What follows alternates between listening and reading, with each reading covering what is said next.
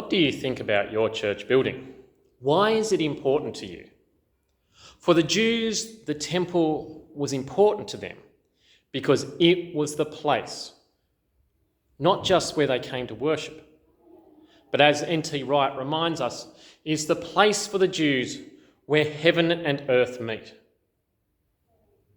In the temple, you literally had heaven on earth, particularly in the Holy of Holies. It wasn't just an amazing building, but it was that connection place. And it was an amazing building. As you read through the description of Solomon's temple, you go, wow, look at this place. But it had to be amazing. It had to be gold and spectacular because it was heaven here on earth. It had to remind you of how amazing heaven was. But of course, the temple is no longer there. Indeed, Jesus came and said that the temple would be destroyed, but rebuilt in his body. He becomes the temple, the place where God is present on earth. And how true that is. Jesus is God come amongst us. No greater definition than God here on earth. And so it's interesting, that profound moment when Jesus goes and clears the temple and turns over tables and casts out the money changers and those selling animals. Jesus brings the work of a temple to a stop.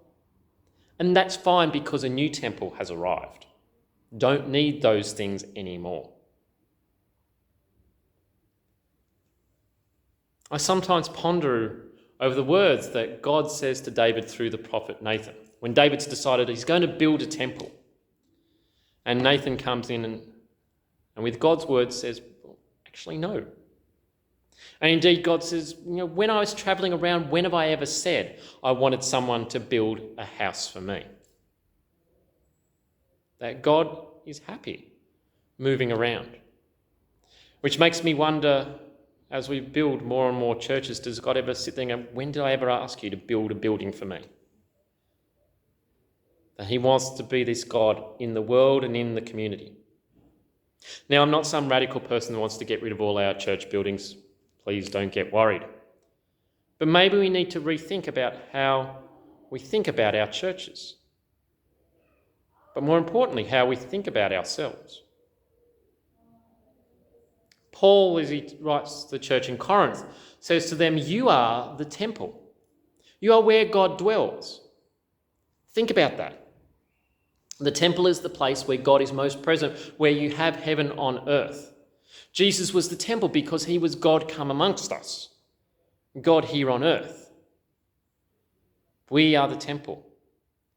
We are the ones who show God to the world. What does that mean?